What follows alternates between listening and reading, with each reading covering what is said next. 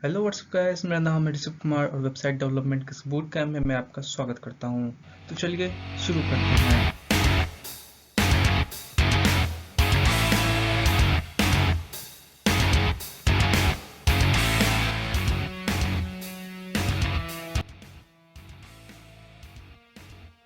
तो यार, पिछले वीडियो में हमने पढ़ा था टैग्स इन एचटीएमएल और इस वीडियो में उसी टॉपिक को आगे बढ़ाते हैं और इस वीडियो में हम पढ़ेंगे एट्रीब्यूट्स इन एचटीएमएल।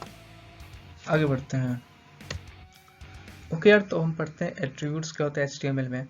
इसका एक बेसिक सा डेफिनेशन यहाँ पे लिखा हुआ है। An attribute is used to define the characteristics of an HTML element and is placed inside the element's opening tag। इसका क्या मतलब है? सबसे पहले हम इस वाले पार्ट को लेते हैं। Characteristics of an HTML element, इस पार्ट को लेते हैं। हमने HTML एलिमेंट के बारे में पढ़ा था, ठीक है। लेट्स सपोज हमें पैराग्राफ एलिमेंट हमने एज्यूम किया, ठीक है।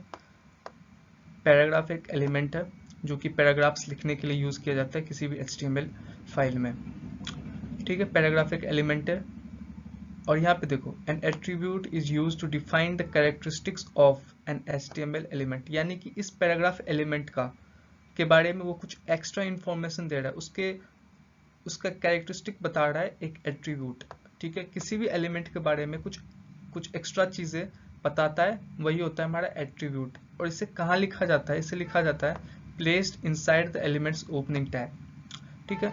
एलिमेंट को हमने पढ़ा था यार, एलिमेंट को हम लोग टैग की मदद से डिफाइन करते हैं। उसका सिंटैक्स कुछ इस तरीके से होता है। ये हो गया ओपनिंग टैग, इसमें कुछ कंटेंट होता है, फिर हम उसे बंद कर देते हैं, ठीक है। अब जो भी एट्रीब्यूट होगा इस पैराग्राफ एलिमेंट का, वो हम यहाँ पे लिखेंगे। जो भी एट्रीब्यूट होगा इस पैराग्राफ एलिमेंट का, वो हम कुछ यहाँ पे लिखेंगे इसके ओपनिंग टैग में, ठीक है। आगे बढ़ते हैं। एक एट्रीब्यूट का दो मेन कंपोनेंट होता है। एक होता है उसका नाम, ठीक है, एक होता है उसका नाम और दूसरा होता है उसका वैल्यू। इससे मेरा क्या मतलब है नाम और उसके वैल्यू से? देखो, आप जो पैराग्राफ लिखोगे तो आप उसमें क्या क्या एट्रीब्यूट दे सकते हो, उसमें क्या एडिशनल इन्फॉर्मेशन आप दे सकते हो जो उस पैराग्राफ के बारे में बताए। आप MS वर्ड खोलो, वहाँ पे आप कुछ टाइप करो, आपको ऊपर में कुछ ऑप्शंस मिलेंगे अलाइनमेंट करके।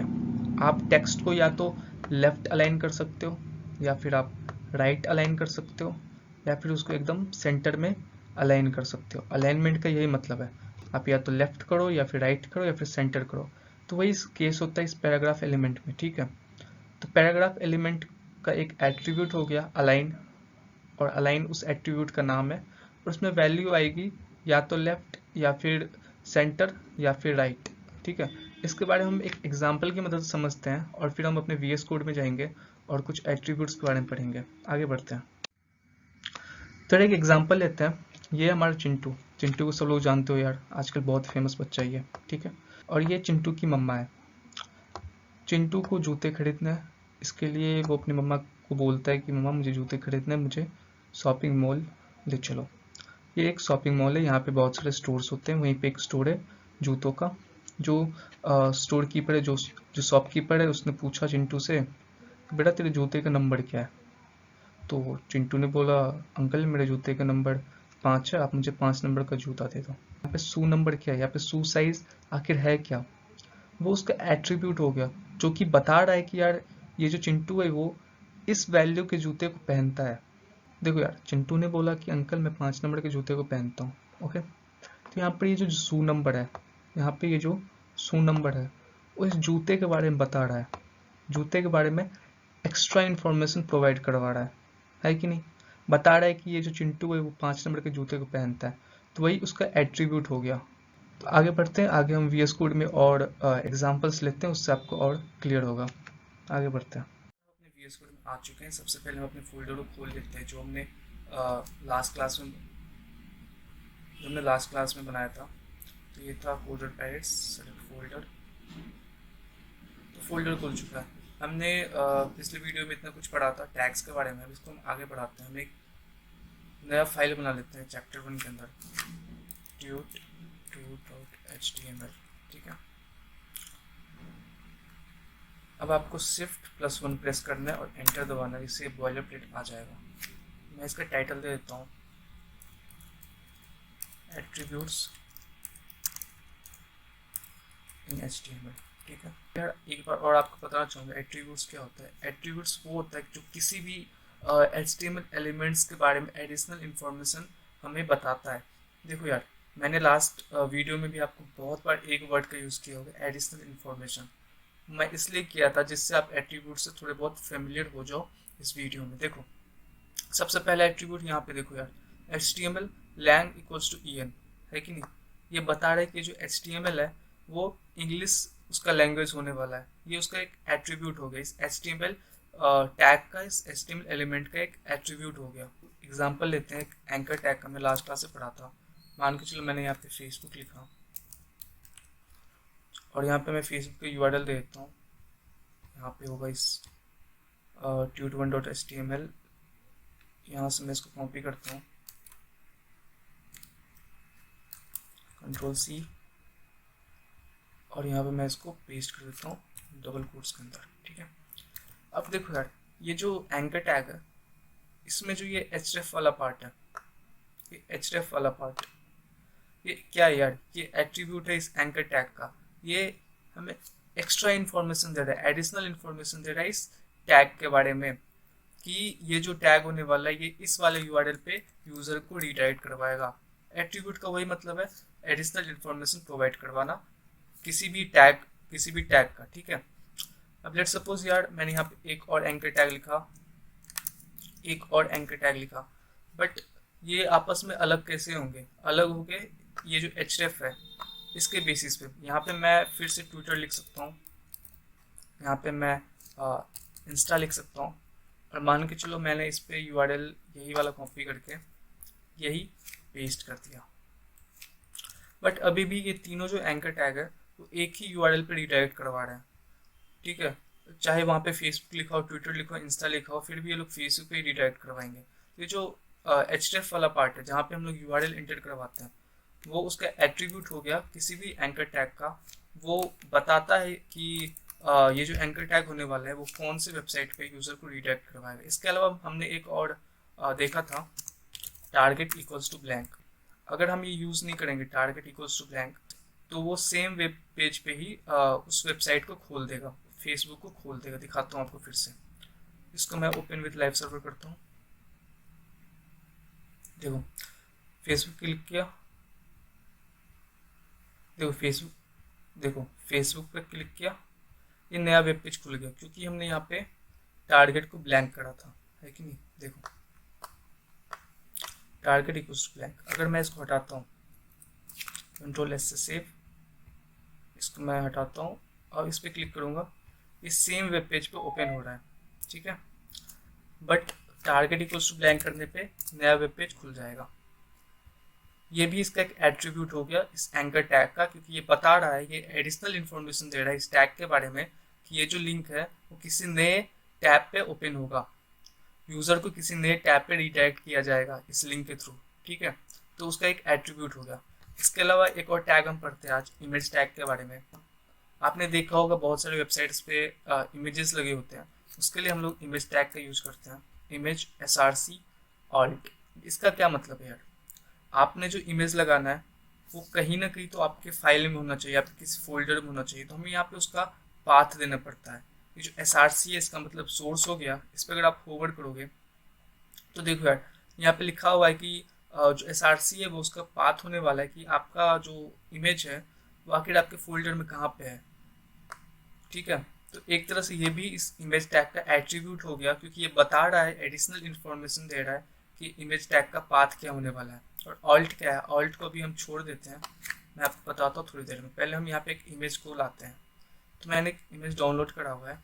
ठीक है, यहाँ पे होगा, मैं इसको Ctrl+C Ctrl+X कर देता हूँ, तो अपने कोडर पैड्स वाले फोल्डर पे आते हैं, चैप्टर 1 पे आते हैं, और यहाँ पे एक इमेज डाल देते हैं इस इमेज को।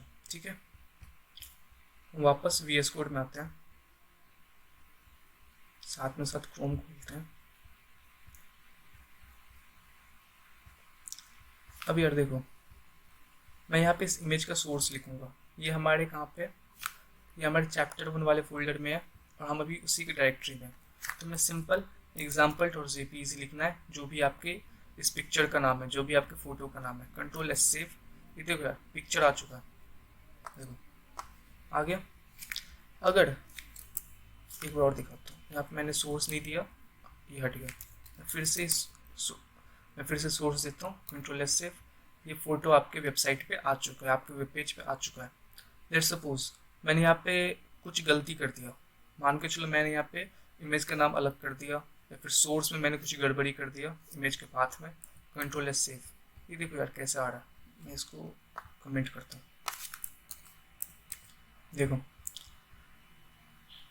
अब हम देखो यार कैसा आ रहा है ये, ठीक है। इसका मतलब उसको इमेज नहीं मिल पा रहा। इसके लिए एक और टैग होता है ऑल्ट। अगर किसी टेक्निकल इशू या फिर किसी फॉल्ट की वजह से आपका इमेज वेब पेज पे लोड नहीं हो पाता, उसके लिए हम लोग ऑल्ट एट्रीब्यूट का यूज़ करते हैं। ऑल्ट का काम क्या है कि मान के चलो किसी भी केस में अगर आपकी इमेज नहीं दिख पा रहा आपके वेब पेज पे, उसके जगह पे एक टेक्स्ट वहाँ पे दिखेगा। मान के चलो मैं यहाँ पे ऑल्ट देता हूँ ब्रोकन इमेज, ठीक है, ब्रोकन इमेज।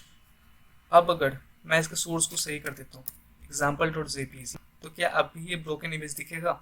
एक बार सोचो, यहाँ पे इमेज का सोर्स सही है, अल्ट में हमने ब्रोकन इमेज लिखा है, तो अब देखने वाली बात है कि ब्रोकन इमेज दिखेगा या फिर हमारा जो इमेज है, एक्चुअल इमेज है, वो दिखेगा। कंट्रोल एस सेव, हमें हमारा एक्चुअल इमेज दिख रहा है। समझ आया? एसआरसी और ऑल्ट का मतलब, एसआरसी होता है इमेज के पाथ को बताता है, बट किन्हीं रीजनों से अगर आपने पाथ में गड़बड़ी कर दिया, फिर किसी टेक्निकल इशू हो गया या फिर कुछ फॉल्ट हो गया और आपका इमेज वेब पेज लोड नहीं कर पाता, तो आप चाहोगे कि वहाँ पे कोई एक टेक्स्ट दिखाए। उसके लिए हम ऑल्ट एट्रीब्यूट का यूज़ करते हैं। अगर किसी भी इंटरनल या फिर किसी भी फॉल्ट की वजह से आपकी इमेज लोड नहीं हो पाता, तो वहाँ पे वो ऑल्ट वाला टेक्स्ट दिखा देगा, ब्रोकन इमेज, ठीक है। समझ है इतना? इसके अलावा इमेज में कुछ और वो होते हैं, एट्रीब्यूट्स होते हैं। लाइक आप यहाँ से उसका विड्थ सेट कर सकते हो, हाइट सेट कर सकते हो। लेट्स सपोज मुझे इसका विड्थ देना है 200 पिक्सल, देखो इसका विड्थ हो गया 200 पिक्सल, और एक और हाइट देना है मुझे इसका, लेट्स सपोज 100 पिक्सल, देखो 100 पिक्सल बेकार लग रहा है, इसको 200 कर देते हैं, देखो। तो ये सब क्या है यार, ये जो इमेज का एसआरसी है, सोर्स, ऑल्ट, विड्थ, हाइट, ये सब इसका एट्रीब्यूट है जो कि इस टैग के बारे में, जो कि इस इमेज टैग के बारे में हमें कुछ एक्स्ट्रा इन्फॉर्मेशन दे रहा है कि इस इमेज का विड्थ क्या होने वाला है, इस इमेज का हाइट क्या होने वाला है, ये इमेज का पाथ कहाँ पे, और अगर हमें इमेज किसी भी रीजन से नहीं दिख पाए तो उसकी जगह पे हमें कौन सा टेक्स्ट लगाना है। ओके गाइस, अब हम लोग एक और एलिमेंट के बारे में पढ़ेंगे। जैसे कि हमने एग्जांपल में लिया था पैराग्राफ एलिमेंट, ठीक है। तो यहाँ पे पैराग्राफ एलिमेंट के लिए हम लोग पी टैग का यूज़ करते हैं, पी एंटर, और इसमें मान के चलो मुझे 10 वर्ड्स चाहिए, लॉरेम 10, इसको मैं फॉर्मेट कर लेता हूँ। अब मैं इसमें इसका जो एट्रीब्यूट होता है अलाइन करके, वो मैं यूज़ करूँगा। नो भाई लाल क्यों दिख रहा है, सेंटर करते हैं, ठीक है। और ये देखो यार सेंटर में आ चुका है। अब लेट सपोज मुझे इसको राइट दिखाना है, ठीक है। तो पी अलाइन इक्वल्स टू, यहाँ पे मैं राइट कर सकता हूँ, देखो राइट की तरफ हो गया। लेफ्ट कर सकते हैं, ये लेफ्ट की तरफ हो गया, ठीक है। तो एक अलाइनमेंट प्रॉपर्टी होता है किसी भी पैराग्राफ, या फिर मान के चलो आपको हेडिंग लिखना है, ठीक है। आपको एक हेड टैग लिखना है H1, और इसके अंदर मैं लिखता हूँ मेन हेडिंग,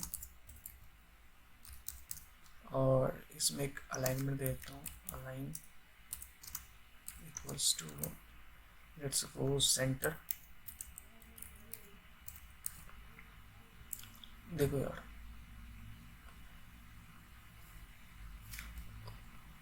ये सेंटर क्यों नहीं हो रहा, ओके शायद कुछ मिस्टेक हुआ है। ओके यहाँ पे स्पेलिंग मिस्टेक है, देखो सेंटर हो चुका है ये। तो यार ये एक एट्रीब्यूट होता है अलाइन करके, जो कि आप टेक्स्ट के साथ कर सकते हो। आप पैराग्राफ को अलाइन कर सकते हो, लेफ्ट राइट सेंटर। आप हेडिंग्स को अलाइन कर सकते हो, लेफ्ट राइट सेंटर। इमेज के लिए आप लोग इमेज का पाथ होता है, आप इसमें विड्थ हाइट सेट कर सकते हो यहाँ पे HTML के अंदर ही। तो यार इसके साथ साथ कुछ और एट्रीब्यूट्स होते हैं, लाइक कलर के लिए। तो मैं यहाँ पे मान के चलो ये जो H1 है, इसको मैं एक एट्रीब्यूट देता हूँ स्टाइल, ठीक है। और इसमें मैं कलर देता हूँ, और सपोज ये कलर देता हूँ और रेड देता हूँ, ठीक है। देखो क्लियर हो गया? आप चाहो तो ये चीज़ें आप CSS की मदद से अचीव कर सकते हो, बट यार इसमें कुछ एट्रीब्यूट्स की मदद से भी आप उसको अचीव कर सकते हो। ठीक है, अब लेट सपोज मैं इसको कलर को चेंज करता हूँ, मैं इसको वाइट कर देता हूँ, कुछ दिखेगा ही नहीं, फिर तो ब्लू कर देता हूँ, फिर ब्लू हो गया। तो ये भी एक एट्रीब्यूट ही था कि आप बता सकते हो एट्रीब्यूट वो होते हैं जो एडिशनल इन्फॉर्मेशन देते हैं हमें। तो आज के इस वीडियो के लिए बस इतना ही। आज हमने क्या पढ़ा, तो एक बार हम रिकैप करते हैं। आज हमने पढ़ा एट्रीब्यूट्स के बारे में। एट्रीब्यूट्स वो होते हैं जो कि किसी भी HTML एलिमेंट्स के बारे में कुछ एडिशनल इन्फॉर्मेशन देता है। लाइक ये जो HTML है, इसके बारे में ये बता रहा है कि इसका जो लैंग्वेज होने वाला है वो इंग्लिश है। लाइक ये जो एंकर टैग है, उसमें ये हमें बता रहा है कि यार ये जो एंकर टैग है वो इस वाले URL पे यूजर को रिडायरेक्ट करवाएगा। उसका टारगेट ब्लैंक होने वाला है। टारगेट ब्लैंक होने से मेरा मतलब है कि वो एक नए टैब पे उस विंडो को ओपन करेगा, नए टैब पे उस लिंक को ओपन करेगा। ठीक है, और ये जो इमेज टैग है उसके अंदर एक SRC नाम का एक एट्रीब्यूट है जो कि इमेज का पाथ उसमें हम डालते हैं, जिससे वो इमेज शो होता है अपने वेब पेज पे। और अगर किसी इंटरनल कारण या किसी फॉल्ट की वजह से वो इमेज शो नहीं हो पा रहा, तो उसके जवाब हम लोग एक टेक्स्ट दिखाना चाहते हैं, उसके लिए हम ऑल्ट एट्रीब्यूट का यूज़ करते हैं। उसके साथ साथ हम इमेज का विड्थ और हाइट सेट कर सकते हैं, पैराग्राफ को अलाइन कर सकते हैं, हाइट हेडिंग्स को भी हम अलाइन कर सकते हैं, सेंटर राइट लेफ्ट उसके उसके कलर्स को चेंज कर सकते हैं। तो आज के इस वीडियो के लिए बस इतना ही। अगले वीडियोस में हम लोग HTML के बारे में और देखेंगे। तो अगर आपने अभी तक हमारे टेलीग्राम चैनल को ज्वाइन नहीं किया तो आप अभी जाके डिस्क्रिप्शन बॉक्स में पहला लिंक है, ज्वाइन कर लो, क्योंकि जो भी नोट्स होंगे वो उसी चैनल पे आपको प्रोवाइड करवाए जाएंगे। साथ ही साथ अगर आपने अभी तक बाइंडी स्विमिट के इंस्टाग्राम पेज को फॉलो नहीं किया तो फॉलो कर लो। वहाँ पे रोज़ ही नए नए पोस्ट होते रहते हैं और आपको स्टोरीज पे रोज़ क्विजेस खेलने का मौका मिल सकता है। अगर आप मुझसे कनेक्ट होना चाहते हो तो मेरे लिंक्डइन प्रोफाइल का भी लिंक मैंने दे रखा है और इंस्टाग्राम हैंडल का भी लिंक दे रखा है। तो यार तब तक के लिए stay home, stay safe, keep learning. यार thank you so much, thank you guys.